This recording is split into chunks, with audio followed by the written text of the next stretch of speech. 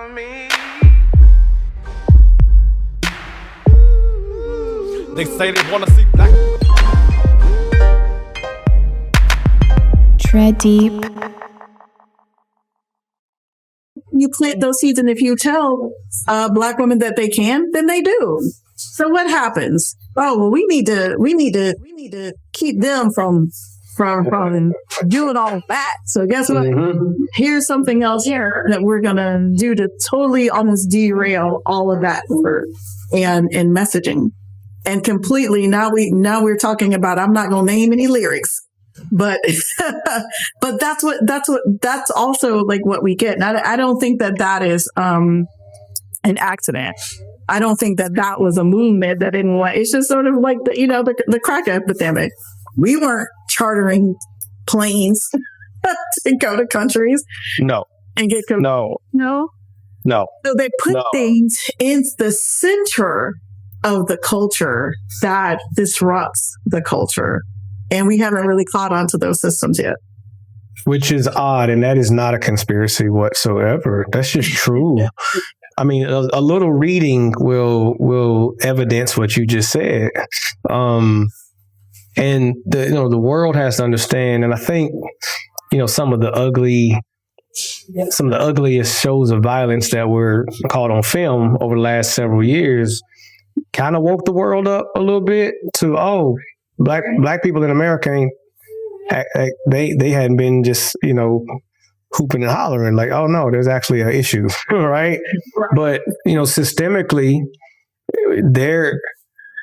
derail is a perfect term, right? And I would add to that limit, and really to the extent kill, right? Whether it's actually whether it's ideas all the way to the Black body, like let's just eradicate this community, but certainly, really starting with the family and creating the vision, right? So now what do you have? You have dependency and codependency, and mistrust in ways that we have yet to recover from. And that's the stuff we're really not paying attention to. We talk about wealth building and all of this, but I don't hear many people saying, at the foundation, number one, what are the true foundations of that? It's not good ideas. It's not a great team. It's not, it's not raising enough capital. No, it's having a solid home life. Right. You know what I'm saying? And so, about those songs, even those R&B songs from the 90s where, songs like Let's Get Married and all of these that were talking about Black love, talking about, commitment, talking about, vulnerability. Correct, that we had. So when you talk about the demise of R&B, right, you got to think about what that messaging was and why would that be harmful and an agenda that's not ours, but an agenda that's and then I was like, well, what happens to this stuff? That's why it went away. And I think you're speaking to here we go. The damage of integration. Mm-hmm. I just said it. It's gonna go out in public. Right? It's the damage of integration where my wife says this. She doesn't think today's young Black person wants to be Black. And no, we can't generalize or make sweeping statements. Right. Well, duh. But we can't do what? Because look, people don't talk about the struggle no more. Not young people, not young Black people. They stripped that out of the vocab.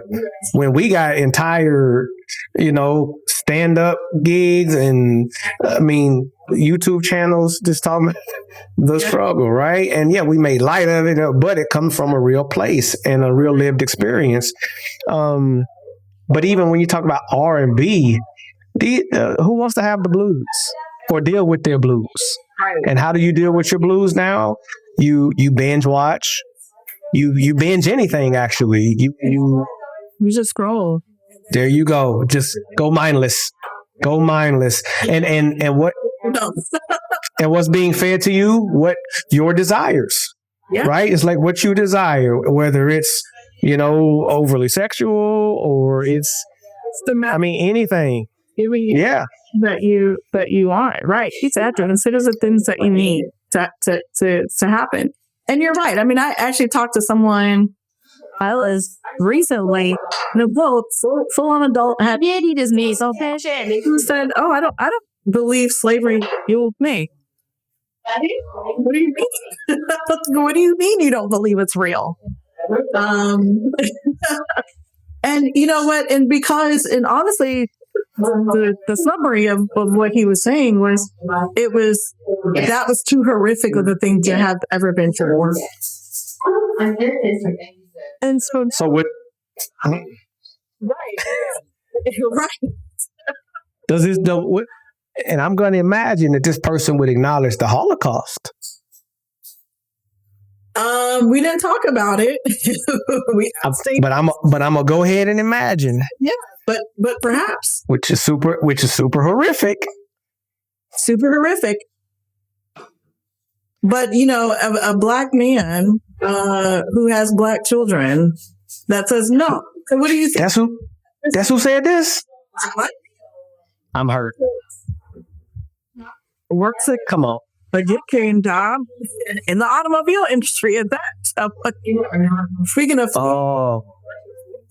and so, my brother, and so like what we do have. So, and this is how that dilution of information and knowledge gets passed along, right? So it's not just that now I have to speak into, but it's also what are you going to tell your children, right? Like my grandfather didn't believe in dinosaurs. Sure. Yeah, I think that was made up. He had his conspiracies about the moon landing, which probably just, have some merit. But the first one. Right. But there were just certain things that people couldn't conceptualize. And if you couldn't, it's just like what we tell kids. Like if you can believe it, you can be it. But if they didn't believe it, then it's not true. And so you fall victim into the same man that I'm talking about, had probably, I'm guessing, had voted for Trump. And of course, in the first election, I'm not really sure about the second one. But but when you lose some of this, right, this is all wrapped up in some of our identity too. Right. We're stable in the culture. So when your wife says that, that kids don't want to be quiet, what they don't want is they don't want what they feel is a struggle. Like they don't want to be identified as the struggle race. We don't want to, like we had stuff, you know what I'm saying? I don't want to be the struggle race. Like I don't want to be the ones, and the way that I was helping him to reframe and reshape, some of his thoughts, I said, instead of thinking that, oh, this can't be true because it was too hard or it was just, too horrific to have any truth to it, I said, understand that these are the people that you came from. As horrific as that was, this is the DNA that we share, right? They didn't go, and unlike what the textbooks have taught us, they didn't go get slaves. They went and got Africans and enslaved them. But they just didn't get any Africans, right? They got the smartest, the strongest, the most skilled, the most intelligent, the growers, to build a civilization that they couldn't build, and that they couldn't build on their own. Where did we come from? Like, yes, that passage was horrific. It was a journey that took unbearable conditions, but the strongest people actually survived that. That's who you come from. Like, so instead of but that's what we don't tell our children. So where as we see them rejecting Blackness in certain areas, because we're not telling them the truth about it. And see, and the evidence is in the now. We have conquering DNA. We have overcoming DNA. So there may be an inexplicable span of time and experience where is this Black greatness? And then all of a sudden, bam, here comes a Tyler Perry from the worst of abuse and homelessness to billionaire and much needed artist. That's right. Much needed studio owner. for the segment of the industry that refused him. Yes. And did it within 20 short years. And built it out. Right. That's right. Where does that come? That's not. He didn't get that from what? He didn't get that from being a college graduate. Nope. He didn't get that from the Ivy Leagues. He didn't get that from. I'm sure the man is obviously well read and he's been inspired. But he got that. There's something unspoken and ethereal and so deep that creates that. Yeah. That's right. And this is where the single mom of the NBA player or the NFL, right? That dude is a product of that woman's deep. Yeah, so like, you know what I'm saying? Willis, it came Like, to us. Yeah, man. Right? Yeah, man. Passed down to us, right? And I mean, Yes. we talk about women, Black women, especially being loud and being outspoken and all of these other kind of things. But now you meet a Jasmine Crockett. Come on, we need Woman to do that. You know what I'm saying? we need imagine her voice, her face, her eyelashes not being present right now. No, can she alone change the reality? No, but she is a firm bookmark that you can't just flip past with your silly agenda. And see, when I talk about integration, and as you're describing what you just shared, it's the dilution.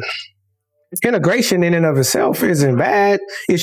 We should live in a fluid, flexible world of sharing and mixing, and that's the beauty of. But when a group says we are the group, Yeah. and everyone else, or particularly these groups or communities, are below and beneath, and matter of fact, they're not even fully human, right? But then that tries to say, oh, but we are, and and to be recognized by trying to become a part of that. What do? We dilute that history. We dilute our strength. We dilute our collectivism. And what do we get? Regular old lives where we still struggle to make ends meet and have a seat at the table. I told you about having a seat at the table. I don't want a seat at the table. I want to be in the kitchen. Come on now. And don't y'all misconstrue what Sister Tab just said either. Table, then something has already been prepared for me to consume. Come on. If I'm in the kitchen, Come on. then I'm Come on. I'm creating what gets served to other people. And sister, I'm the one, as I told you, that's building the table. So while you in the kitchen, I got the table built. That's right. That's right. Okay. See, Strategize our way out of this. If there was a plot against us for this, then there should be a plan for us to be out of this.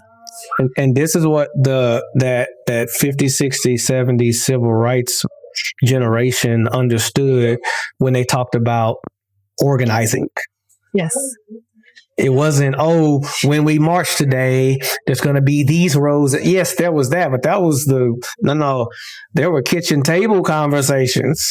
Lots of kitchen table conversations over some good food, mind you, but lots of Absolutely that, right? Back church fellowship hall conversations in the dim light that's what we got to have right now. And the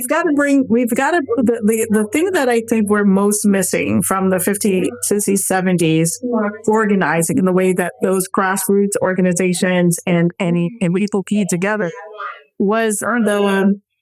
is the idea that we have to operate in unity in silos, right? So when those kitchen conversations were happening, it was probably members from multiple churches. They could meet at one church, but it was probably represented by people from a lot of different churches, Yeah. together. Instead of people saying, well, if y'all not going to have it at my church, we ain't going to do it. Or if y'all not a part of my group, we going to look, maybe your group needs to roll into my group before we can have a conversation together. Or maybe you know what I'm saying? Yes. See, From the idea that we could be in our tribal and I think the convenience and the world that we have today, because we're like, hey, we're calling, I'm on this tribe. I like books, you like to dance or, whatever else. And then there's a convenience to being part of tribal. There's like a safety in the finding your tribe. And I think we've been saying that for years. And here's the tribe for you, here's the tribe. But we haven't really gotten the idea that tribes come together to form armies. Complement. Correct. Complement. Yes. Think of as an event planner, when I think of things like the Million Man March, I say to people all the time, that wasn't like one group of people, that was multiple groups of people coming together. And no one said, guess what? You have to be a member of my group. People in SNCC didn't tell that to Urban League, and the people didn't say that to, NAACP, all the other groups that were involved. No one said like, hey, I'm not going to work with you because you're not a part of my group. Or no, it's not. Hey, you sent your leaders from your tribes to get together, and then you brought your groups together to form a thing. You were on transportation, you were on logistics, you were on this, you were on sponsorship. All of these people brought together. That's the element that I think that we're most missing, right? So we all very comfortable in this tribal way of life now. And it's easy because I don't have to go outside to get to my tribe. My tribe on my phone, my tribe. Yeah. My tribe is whatever groups I'm associated with on social media. I don't have to go and work hard for to be accepted into a group of people. My tribe could be the games that I play for young people. But we haven't really gotten past how to bring tribes together to form armies to get. Oh. Responsibility has been extracted. A sense of responsibility has been extracted as you're describing tribe right now, right? It's really selfishness.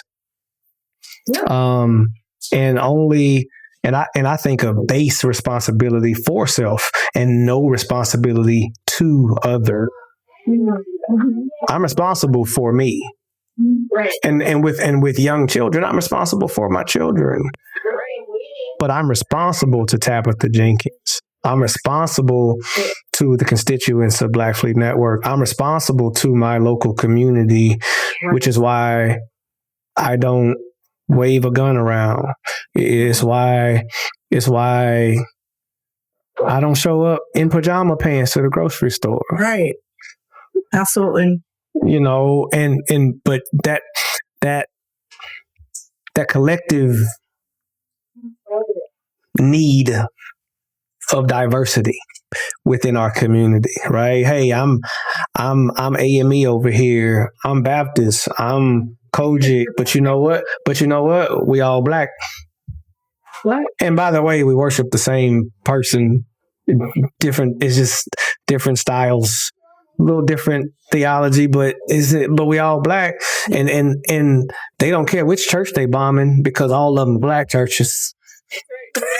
You see what I'm saying? And so what we gonna do together?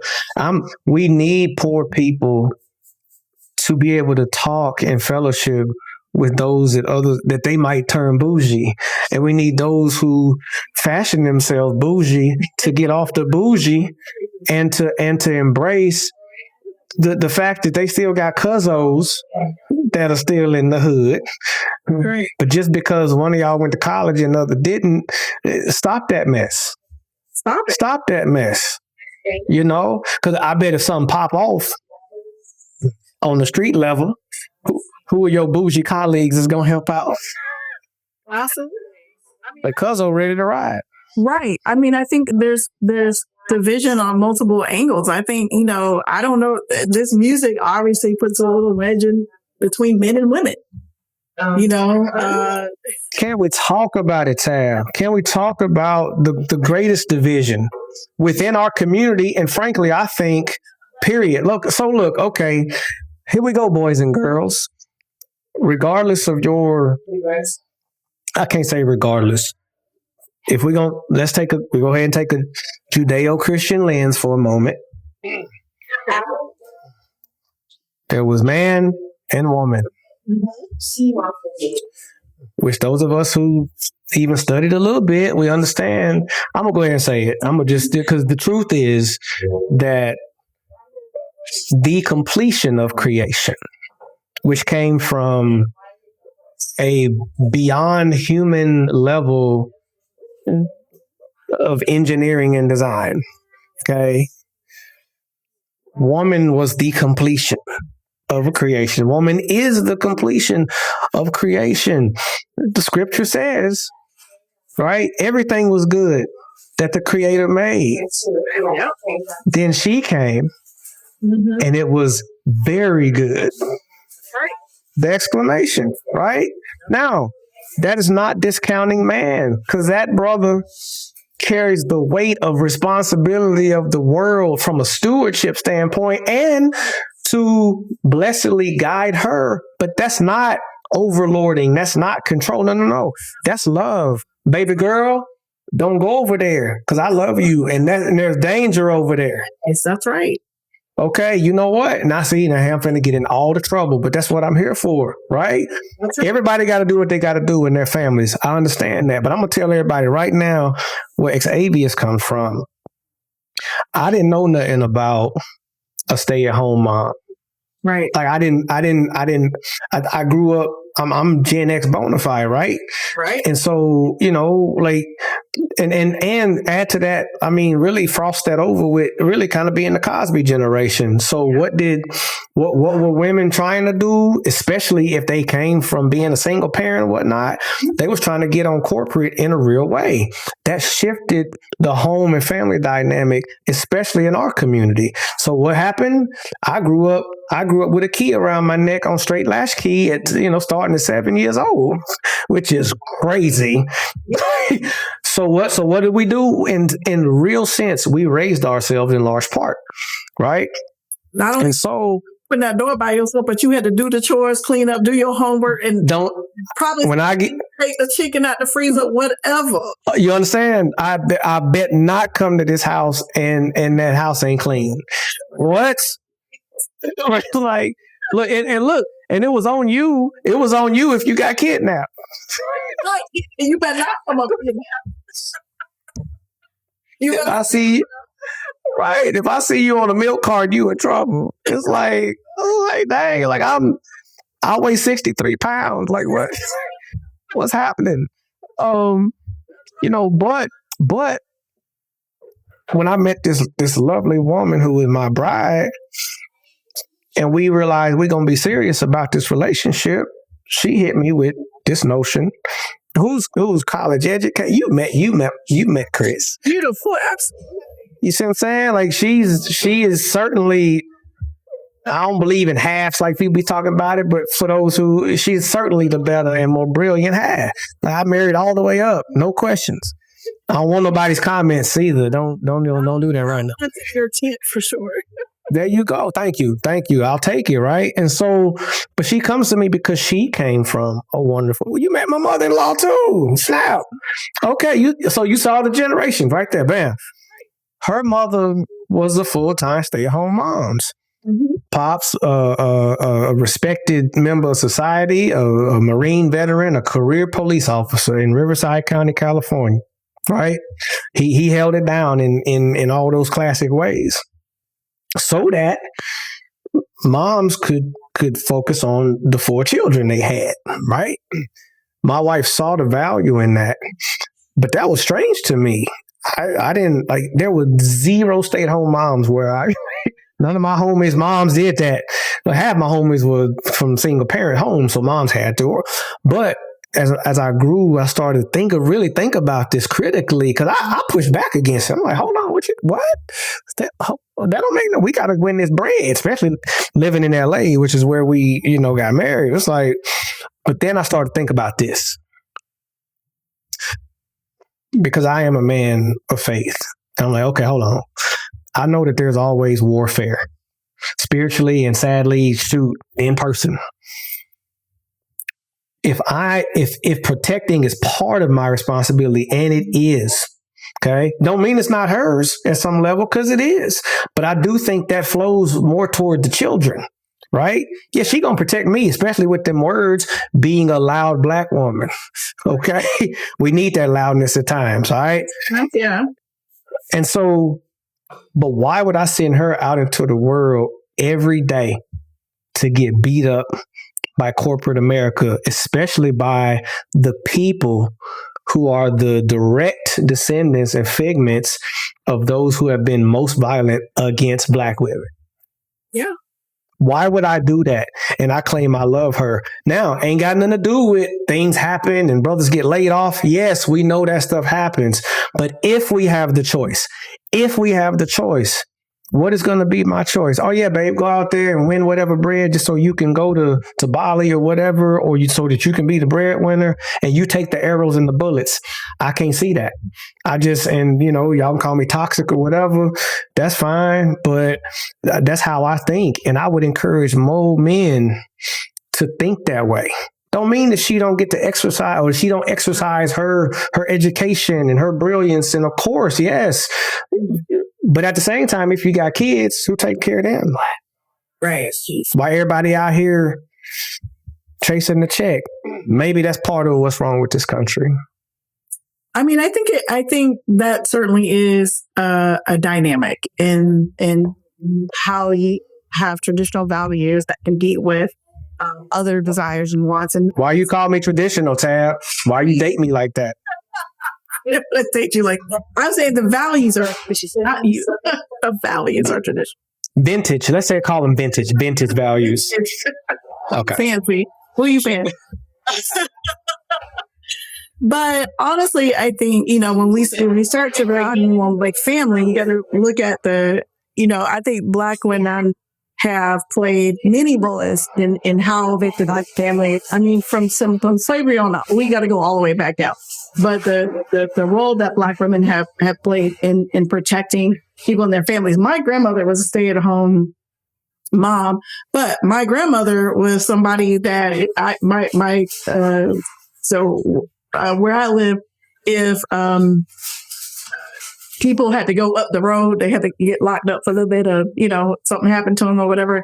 The kids would come to my grandparents' house. I used to call them the ghetto foster parents because instead of, putting them in the system, people would bring them to my grandparents' house and they'd be like, live with my uncle. Yeah. Or whatever. Oh, that was her protecting communities, right? Yes. Did things in not only just the core of the family group, but in communities and Black men were known for being communal. Okay. Well, I think, since mass incarceration, a thing that was like one of the first things that really broke up the Black family, right? Taking men out of nothing. So then you put men at a disadvantage, Black men at a disadvantage. Mm-hmm. And so but women this is why we had a lot of, single mothership in general, yep. Right?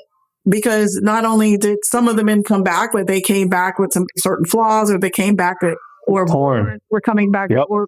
with certain things. And there was no resource for them. There was nothing there. But Black women stood in the gap and held everything together, held the kids together. And I'm a auntie this child, and I'm a, godmama this child, and then whatever else, and still had that very communal approach to what was happening. But a lot of boys were raised without fathers or father figures in the home, or strong ones during this period. And so now, we're still in the rippling of that, right? And so we're still in the rippling of I think some of the challenges is that Black women leading a lot of households. Black women, among any ethnicity group here in this country, Black women out-earn the only race to out-earn their men counterparts, right? Out-educated, yep. Own more homes. Yep. They're married. Black, I know it's a hard stat to get your head wrapped around, but I'll explain it to you later. But they marry more frequently than Black men do. Oh yeah. And even in historically Black colleges today, only 1 in 4 Black men are going to graduate from historically Black colleges, right. In that Black college. So I think there's a lot to be said about what the last 60 years has done to our family dynamic in general, right? Yes. And so you can't talk about like the now without understanding a little bit of the context Of the then. here, right? And so now, Absolutely. Black women, I was listening to something Plies had put out on one of his platforms the other day. He's like, man, the best group of women to hang around with is the 40 and up with good jobs. He was like, all summer long, I'm hanging out with Black women 40 and up with good jobs. Look, I'm a demographic, right? no, I mean that's who embodies the stats that you just, all those positive stats, by the way, Right. All the positive that you just instead of but that has put into opposition Black men against Black women, right? And Okay. for not showing up to protect. Go ahead. That's it. Okay. See, here we go. And one of the oh my goodness, this just reaches into my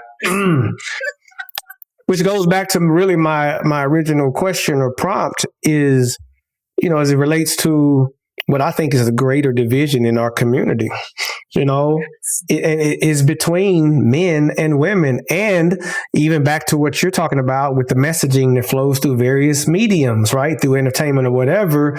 How much has that been, propagated? And now we see it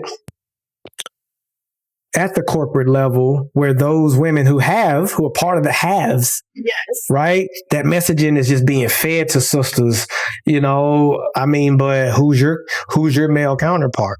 He ain't out here, right? And we've heard it for, decades with, the comedians and whatnot, but that stuff, that is real to the point where what's it do? It keeps it keeps really the gap, widening between Black men and Black women. Because it ain't as simple as, homeboy is lazy or he can't keep a job. Absolutely. Well, let's stop looking at the symptoms and the syndrome and let's get down to the root causes, which you've spoken to. What does mass incarceration do? Right? What does incarceration do? And stop assuming that everybody who ends up behind bars is guilty. Absolutely. Because how in the world do we live in a country where you get locked up for not paying child support? Is it a crime? Is it criminal? Let me say it that way. Is it criminal? Right. To not care for your child. In general, morally, yes. Right. Of course. But is money the only way to care for a child, by the way? Absolutely. Do children need to wear Jordans and the latest Air Force Ones to be loved and properly cared for? Absolutely not. Do they need, right? No. You see what I'm saying?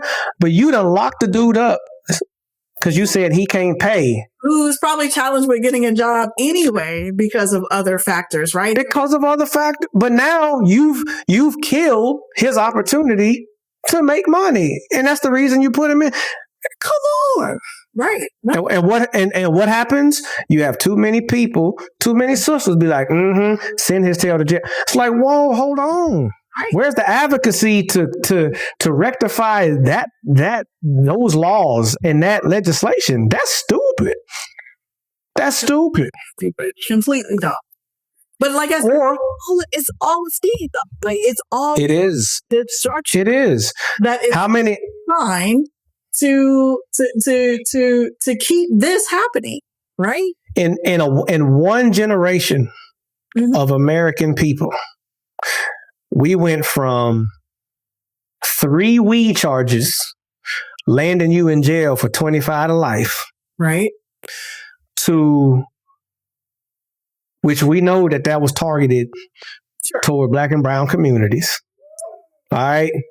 But we see and love the actor as I think as a person and his art. But fast forward a little bit, we see the Seth Rogans and all his crew making millions off of movies and TV depicting smoking weed. And 5 minutes after that, what happens? The legislation lifts, and you got a bunch of white billionaires off of marijuana farms and the whole journey to end user. But have all the brothers that were locked up for marijuana charges been released? Nope. Come on, y'all. Not a retroactive thing. Come on, y'all. I know America, falls between 35th and 40th in the world when it comes to math prowess, but that's simple math. That's simple math, y'all. Math still ain't mapping, so yeah. It ain't mathing, y'all. And so don't feed me this stuff about what isn't real, like slavery having been real, right? I mean, we were just talking the other day how crazy it is that throughout the southeastern U.S., how many Civil War monuments have been erected, which ain't got nothing to do with championing nobody except the evil people who did some of the worst dirt in human history. And the fact that they're building the monuments to people who lost. Like we can take a lot of the racism and all of that stuff out of it, but you're building a monument to the side that lost. That don't even make sense. Who gets a statue for losing? That's literally like see, that's the real beginning of the participation trophy. Well, you showed up, so here's I was like, what? And that's tax dollars that go to that stuff. Yeah, first, second, and third place ribbons. If you ain't get first, second, there no such thing as a 56th place ribbon. You got first, and you might have got first, second, and third. Right. And really, who cares about the second and third? Nobody wanted to be runner up. I remember as a child learning what runner up meant because it didn't make no sense. Like, Mama, what's runner up? That's second place, baby. It was like, you didn't win. But they, drum roll starts for the runner up, right? They try to hype it up. No, you lost. And so what do we get? We get Sabalenka throwing shade in front of the whole world to Coco Gauff as runner up and getting away with it and getting more TikTok fame. I'm just saying, y'all, I ain't hating on nobody. Sabalenka has a good game, but that's ill. Don't do that. Like it is. We don't call it like that. No, you got beat. You got beat. So, oh my God. We can work out that divide with women and men, and we can figure out that unity. And I think that your point is an excellent one. Despite all of the other things that are going on that are attacks, against Black people, Black communities, Black children, Black futures. But the one thing that is most destabilized is the Black family. Yes, which is foundational to every community, family. And when we look at the violent outpour in whatever form it is, whether it's microaggression verbally or it's, the audacity of hunting down an Ahmaud Arbery as a civilian citizen, or it's, strategic, systemic, strategy through ICE. We talking all that craziness on there. We finna get all kind of shut down and that. But where do those people? What is the source of their trauma? Mm-hmm. Because guess what? Their families are toe up too, and been toe up. Trauma breeds trauma unless it is properly treated and healing has begun. Yep. That back to simple math. Yeah. And so why do so many people want to remain and swim around in the trauma? And I want to say right now, in front of whoever's listening, get your household together. Whether you're a single person with a refrigerator and a futon, or you got 15 kids and a whole family, like, get it together. Focus family first. Family first. And understand what that means too, because I think there's a lot of things that, so when we talk about, some of the separations in Black communities, going back to that for a second, when we talk about, and I'm just responding to your, hey, why swim around in the trauma? So when we talk about why some of these things will still persist, like why do Black men still attack Black women? Why is there just this grudge? Like, why is there, the sentiment of distrust or dislike or whatever it is? It's because, those toxic behaviors and those toxic sort of viewpoints are prevalent with men, especially because it is disguised as strength. Toxicity, if you don't know what it is, feels like masculinity. It feels like strength if you don't know what real masculinity feels like. Now, I'm speaking from a woman's point of view, but if masculinity isn't loud all the time, masculinity isn't just like beating your chest or whatever else. But if you don't have those things that operate in what manliness is, I need to protect my family. I need to protect these women. I need to protect my community. When you're not operating fully in the healed portion of that, then, and this is how we get to where we are as a country, right? Because and you're right. You're absolutely right. It's not just like, communities and cultures and family systems that are broken down for us. It's everybody else too. This is how we get here. So when something comes around and this something is beating its chest, and this something is loud, and it's something is grabbing them by the so-and-so, and this something is saying this or whatever else, all of this toxicity, all of this trauma, all of this toxicity. So that resonates with people because toxicity disguises itself as masculinity, as power, strength, as power. So when you have people like Kanye who's saying like, I never had a dad, and this, and for whatever reason, you can insert this model, and that makes you react. That makes you feel some type of way. That makes you rise to this occasion to be bad, to treat other people badly. It's because we've now taken bad and it feels good. Where you're void of something, and in that void, you're going to replace it with something. It's just not the authentic thing. And that's the problem of American culture when it comes to all of the wrappings, the maskings that we've created, from Hollywood, to scrolling, to a makeup industry that is insane. Like literally, like, I'm gonna mask my skin because I don't like how it looks. Right. Which where did it come from to internalize that to your core and be insecure? Because like, so sad.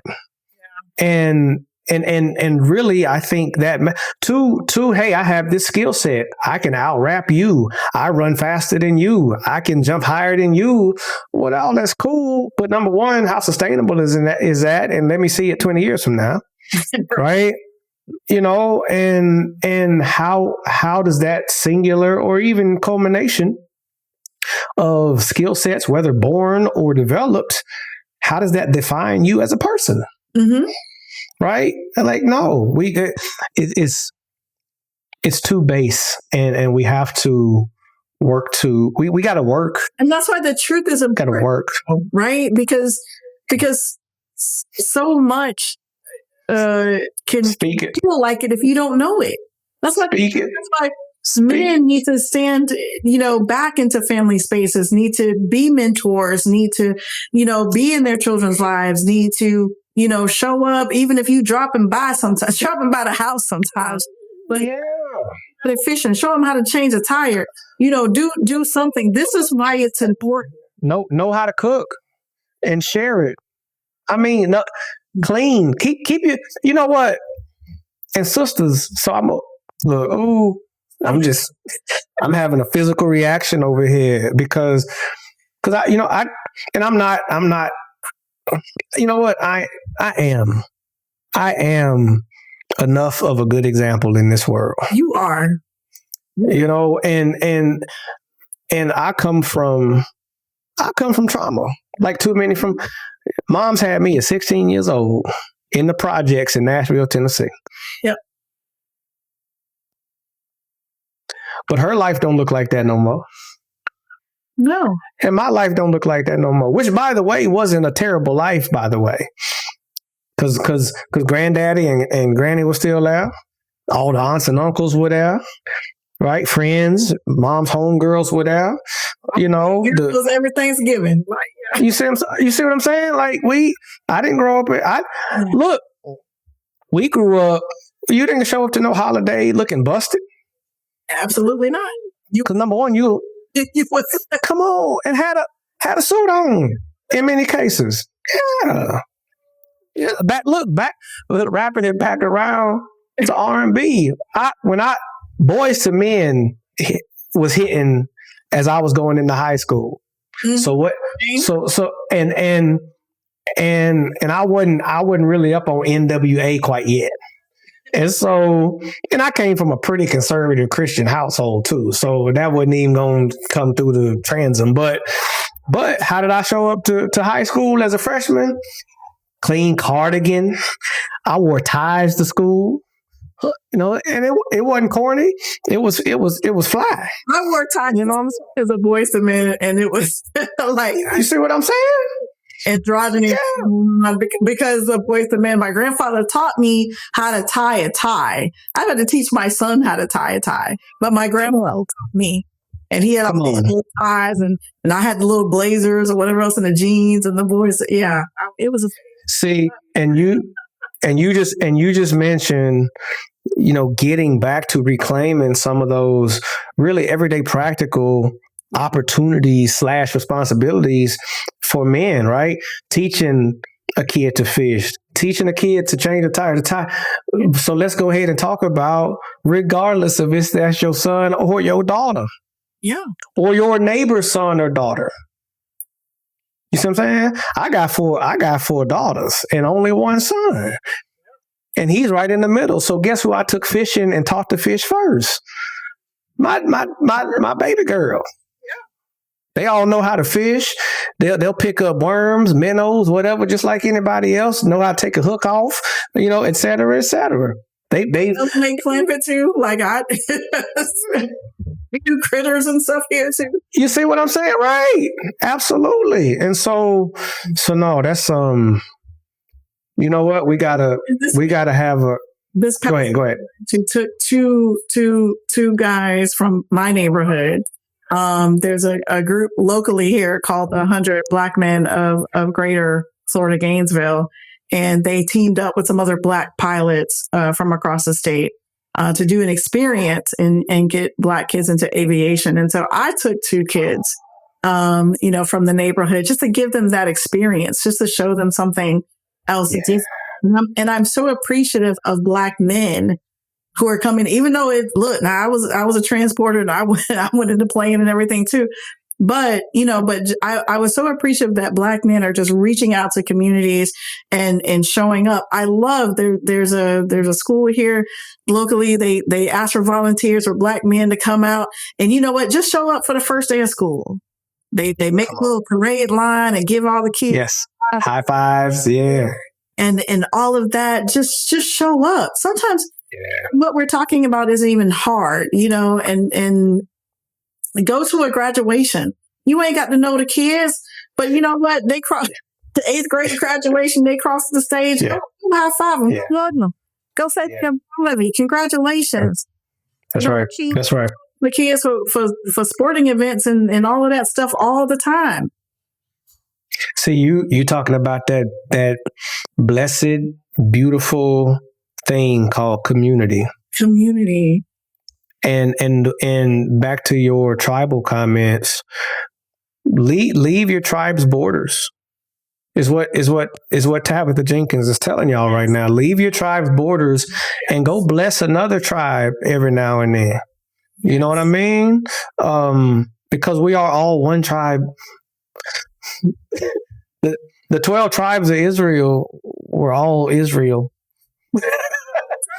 You know what I'm saying? Like the differences were location and probably some cultural nuance over time. But everybody was Israel. You know what I mean? Which is the craziness of the war torn crap we're seeing now over there. It's like it's the same lineage. It's just the same God you worshiping. Like, what are you doing? Like, this is crazy. And here on this American soil, yeah. White folks ain't gonna make Kool-Aid like black people do. Don't even try. You know, you can't fry no fish or chicken like we do. You ain't even trying to mess with chitlins, which are delicious when they done right, by the way. I mean, on and on.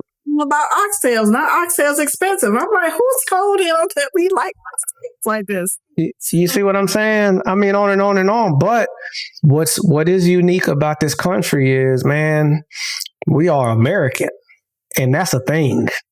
We are. And that ain't me trying to be a flag waver and all that, but we are, like, this is when we step into France for a visit or into Central America, everybody know where we from, regardless of our skin tone. It is. Even with the Haitian incident, orders that were coming to revoke their statuses. Yeah. No, and I said, look, I was on another call with a forum of folks this week, and I said, look, I know that as Black people, to kind of sit some stuff out. Like the find out part of the equation is in full effect, and we were more than willing to let you experience the FO from the FA. I said, but this requires that we now be involved. We have got to plug back in. We have got to tune back in. We have got to stand up and because guess what? Even though we're American, natural born, but guess what? They look just like us. Because it is us. It is us. And we cannot turn I always say this to people who maybe didn't remember. I'm just going to say people didn't remember this in history class. But in Nazi Germany, you got to understand that I feel very much that the Project 2025 is the Hitler 2.0, right? And if we know what the plays were, then we should be, trying to counterattack earlier. But the fears are the same, right? What's happening because of this now is because of the exact same fears that were happening back then, right? And I said, or that were propagated, right? But honestly, the people who remained in the country, who were the most silent when everyone else was being persecuted, the people that were the most silent ultimately got it the worst. I'm not saying they deserved it. I'm not saying that was people and all of those things. But what I am saying, if we learn anything from that example, is to don't be quiet while other people are being persecuted themselves. Yeah. Because people that were left in that country actually got it the worst. Yeah. And so take a lesson from them. Yeah. And I'm in Florida. So as we're seeing concentration camps going up in a week's time, and as we're seeing all of this, like when the school opens in our state, like most of the textbooks can't even say that Rosa Parks was a Black woman. I don't know what they're going to say. I guess you just did some the bus because she was tired. I don't know how they're going to illustrate. Yes. So as we crazy, just be reversed. Like, let us take what have we learned from what happened before that we can do something with now, and how do we get our communities together to do those things? And questions that are facing us. Absolutely brilliant, Tab, and what a phenomenal and much needed call to action. And all I can think. I mean, when I hear the word history, I was a history teacher, by the way. When I hear the word history, I think learn, and I think read. But again, back to dilution and distraction, we got a plethora. You want a World War II flick? You got them by it don't matter what platform. You can find it on Netflix, Amazon, Hulu. I mean, it's everywhere, right? But what, and Hollywood has just wanted to show really the outward facing horror of it. Right. But watch the documentaries instead. Read the books, right? Thumb through Mein Kampf to see what was going through this crazy dude's head. You got to know. Look, understand what Hitler Youth was about. Right? Is that different than Proud Boys? Right. No. Alt-right? When a few years ago, when you saw the alt-right, marching through DC, you didn't see no 60-year-old dudes. Nope. When you see violence being exercised in school through school shooters, who is it? It's another teenager. Absolutely. That don't look like us, by the way. Absolutely. But then they'll say, "Oh, you don't see much news about them." But then if it's, there's another shooting incident that is not us, then it's like, "Oh, what did he do?" Oh, you immediately start with he was a criminal. He was this, he was that. And then you start to victimize those people. But yeah, all of that and that's nothing new. That is absolutely nothing new that has been going on in our country. But it really is going to come down to, I love the fact that you were a teacher, because I think the way out of this is education. Gotta learn. You gotta learn. We gotta learn it somehow, right? And that's why there's such an attack against education. That's why. Yep. That's why they're trying so. Yes.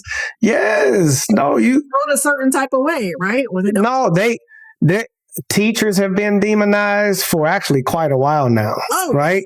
They think teachers are glorified babysitters, right? Which people need to understand.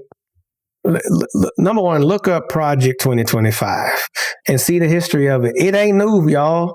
This is the latest iteration, which has been pumped through every Republican/conservative presidency dating back to Reagan. Yeah. This ain't new, but they're finally getting to what they wanted back then. Tab, say it again. Thank you so much. It was from Reagan. That is not original, right? None of this is. None of it. But what's interesting is our conservative friends who, just thought Reagan was just the penultimate example of conservative values and blah, blah, blah. Caused cancer. A Hollywood actor, by the way. Right? But they still go with it. Right. But fast forward. Which of those people who have trusted in those so-called values and whatnot even recognize what this is? Right? This ain't that. This ain't republicanism. This ain't conservative. This is radical. This is extremism. It is. It's extremism. It's fascism. It is. And it's domestic terror. We're under siege. Our whole country is under siege. Crazy. And props to LA for rising up, because LA ain't going. Props to y'all, LA, to the city of angels. Y'all were angels on them streets a few weeks ago. Y'all keep going. I mean, big props. Big props. Which people, I'm like, did they realize, which obviously Trump got beef with all things California. It's like, man, you dealing with the wealthiest state, number one. They got means. And you're dealing with all the flavors of humanity, especially Mexicans. And so, I don't think y'all really know Mexicans. But do y'all realize LA burns stuff up when things go well?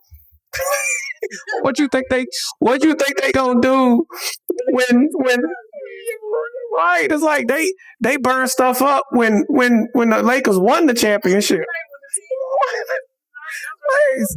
So you think they finna just, and these are people who read and who are cultured, you know, so don't, so props to LA, props to Cali for standing up and being a good beacon in a crazy time like this. And to Miss Tabitha Jenkins' point, to Black men, Yes. come out of the shadows. We know we carry shame, we carry guilt, we carry some things that honestly are not ours to carry. And yeah, we carry things that we need to right within ourselves. But that does not go ahead. It doesn't matter your background. Come on. It doesn't, even if you're dealing with educated women, even if you're dealing with the self-proclaimed bougie, we need you. We don't care if you come from trauma, single parent households, your nana raised you or whatever else. We need all of you. We need all of you. And we will help you carry this burden. We will share it with you. But we need you. We need you to save our boys. You're in trouble, man. Our boys are in trouble. Yes. Yes. And it's look, let me tell you something. There's almost nothing that I don't think that Black women can do. I think we are extraordinarily made. Yes. And by design. Yes. Yes. But we can't raise Black men. Nope. So brothers, get it together. And sisters, find a child, find your own child, find somebody else's child. That's right. No, that's right. No, I mean you said it. And too special. You ain't got to go take on lavish trips or nothing. Hey, how was your day? How's your grades? Yep. So, take him make him a sandwich. That tastes good. Like and try to wrap it up cute and put a little heart on the joint. You know what I'm saying? And let me say this. Yes, the boys, and I'm going to say this too, because anybody who understands psychology knows that the greatest impact on a girl's life is the lead man in her life. Yeah. Whether he was there or not is going to be the greatest impact in how she starts her journey and what she does or does not have to wrestle with in her adulthood. So, fellas, open the door for your little girls. Open the door for your wife. Open the door for the lady you don't know walking into the convention center or the bank or the grocery store. Right? Let that be seen. For your daughters, it ain't gonna do the tea party. You know what I'm saying? Take her fishing. Take her to the ball game. Teach her how to drive.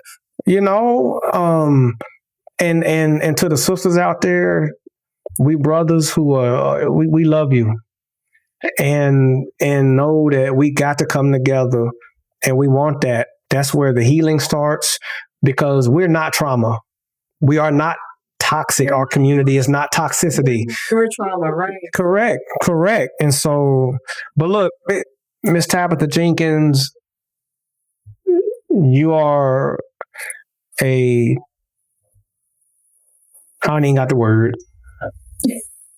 You are a light. You are a beacon. You are the best of community engineer, and you are a wonderful mom. I met your son briefly one time and I was like, look at this young man that's about to be something incredible. That already is something incredible. And I appreciate your friendship, your collaboration and partnership, which I know we just touching the surface on all of that. Tip of the iceberg.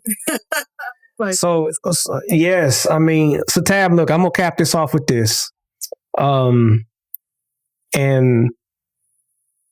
it's interesting. There's this handful of people who I will always remember talking to, running the idea by. Checking the pulse on this idea of Black Fleet Network. Yeah. A few of those have been called out and always will be. But I think actually you were the very first one outside of my house. Yes. Orlando, I think it was.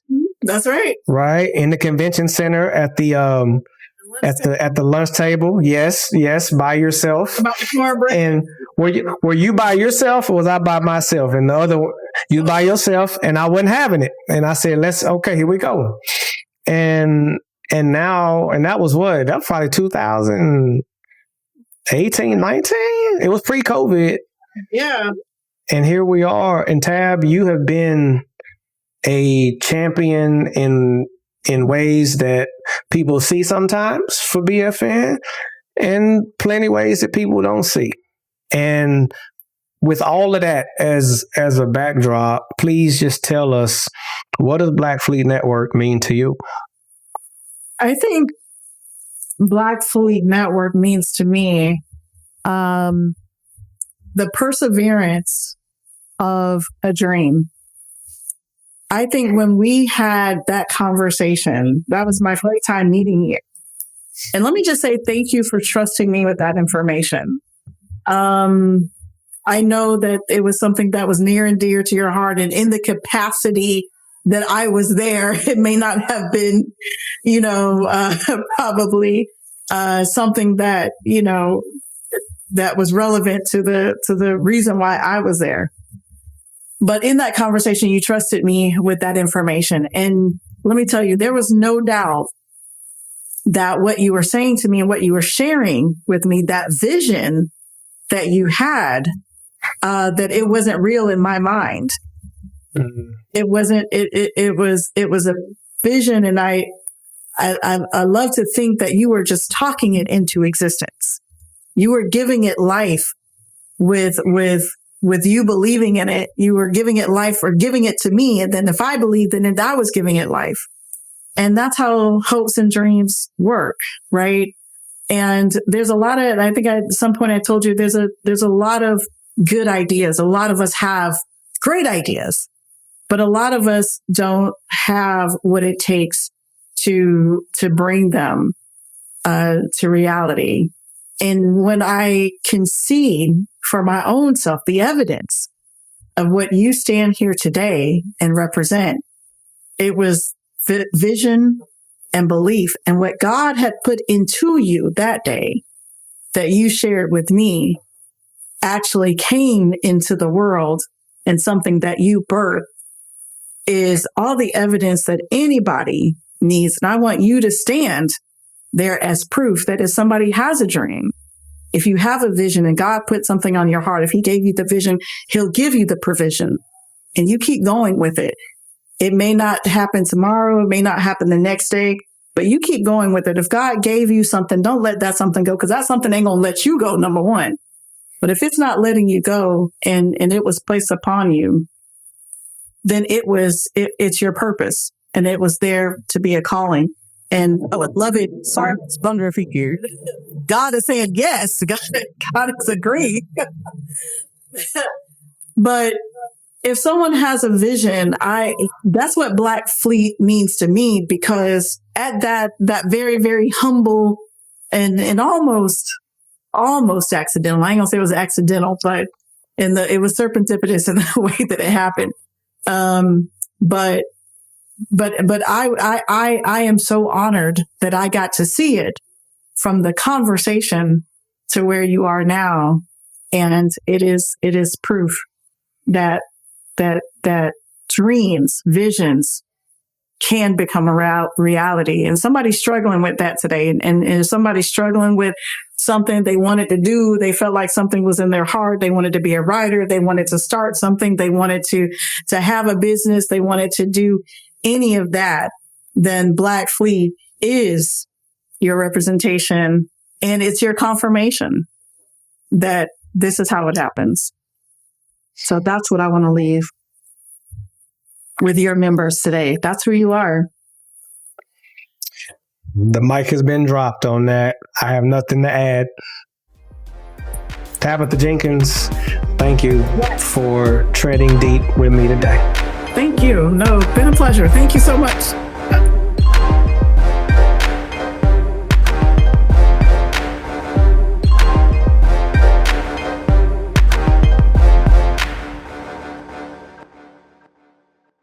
Tread deep.